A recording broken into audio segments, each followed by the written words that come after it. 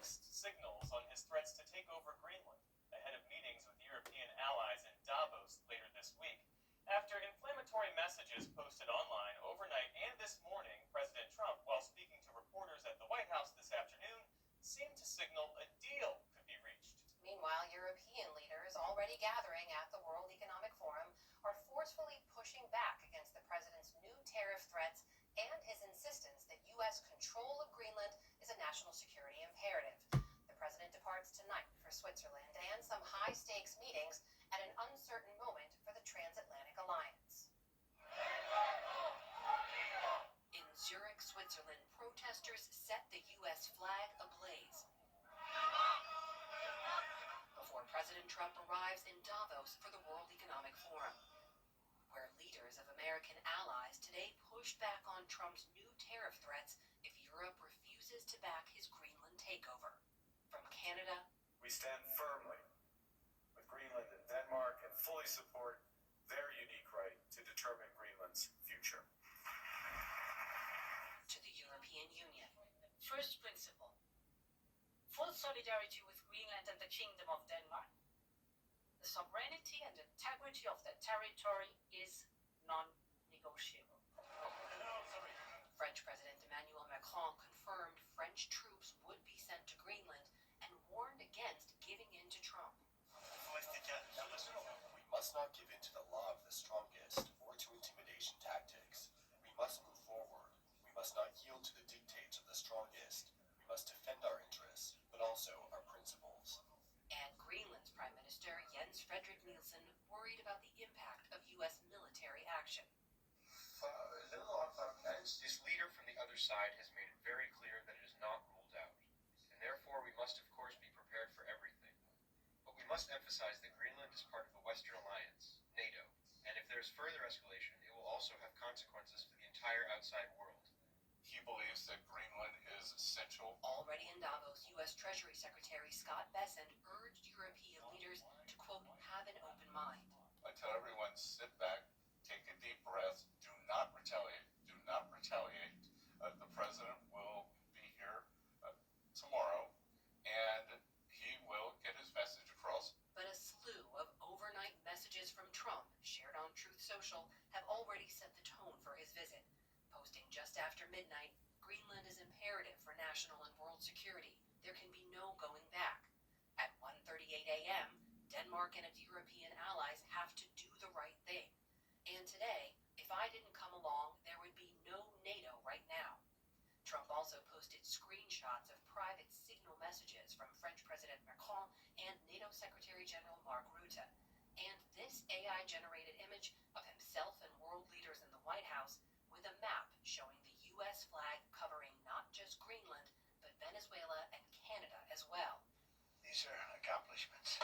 For allies trying to anticipate Trump's plans, the president in today's White House briefing had few details to share. How far are you willing to go to acquire Greenland? You'll find out. But signaled a possible deal ahead in Davos. So I think something's going to happen that's going to be very good for everybody. I think that we will work something out where NATO's going to be very happy and where we're going to be very happy. But we need it for security purposes. We need it for national security and even world security. It's very important. For Perspective News Hour, thanks for joining us. We should note you are already in Davos. The president, of course, will arrive there tomorrow.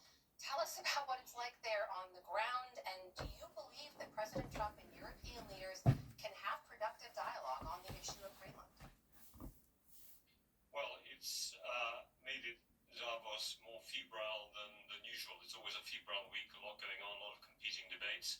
But with most of the U.S. cabinet descending and some of them already participating in dinners this evening, and I mean this remarkable build-up to this Davos, with, as you noted in your lead-in here, the tweets and the comments about European leaders, people are literally just punch drunk at the moment.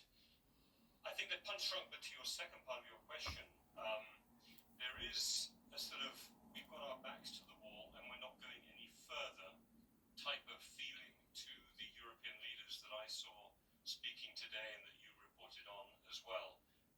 I think, we see whether President Trump consensus or not, he has a kind of animal instinct of how far he can push people.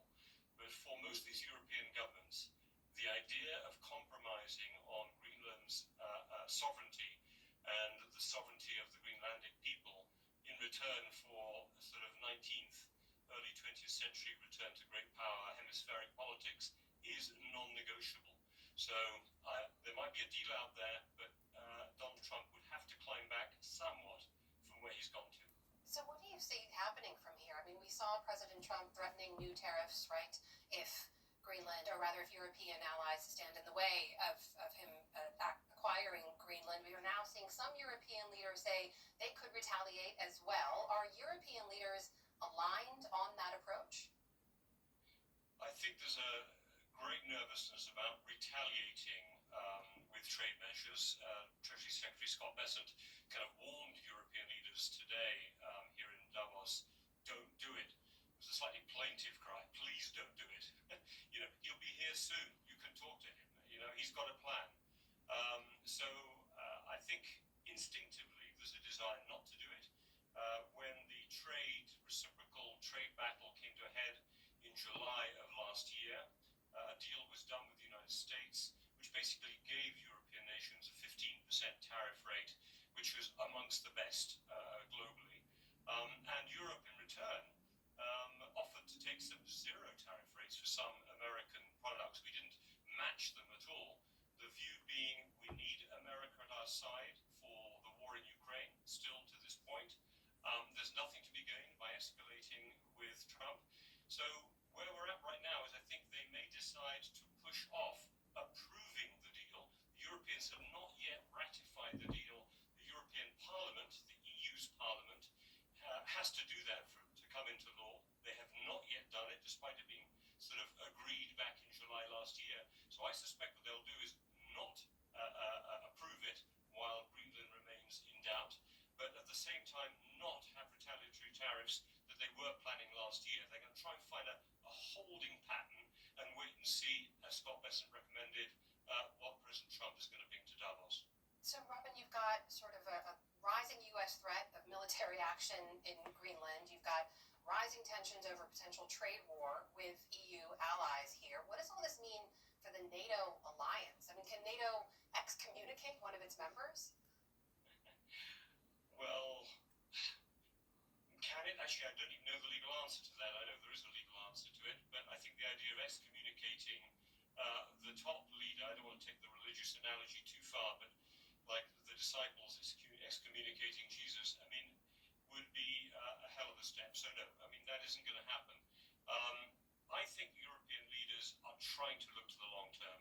What they don't want to do is to allow a sudden or extended collapse of the relationship with the Trump administration to define the future of a NATO alliance that they believe is going to be critical for their security against a very revanchist Russia well into the future, well beyond the time of this Trump administration. So on the one hand, they're trying to sort of buy time, but not just by sitting back and hoping the past will return. They're buying time by investing in defense, including investing in Arctic defense, buying American defense equipment, raising their defense spending levels, taking security seriously, looking after Ukraine themselves, which they've been doing this past calendar year, and hoping that by demonstrating this to Trump or to a post-Trump president, that the alliance could actually be stronger in the future than it is right now. So they're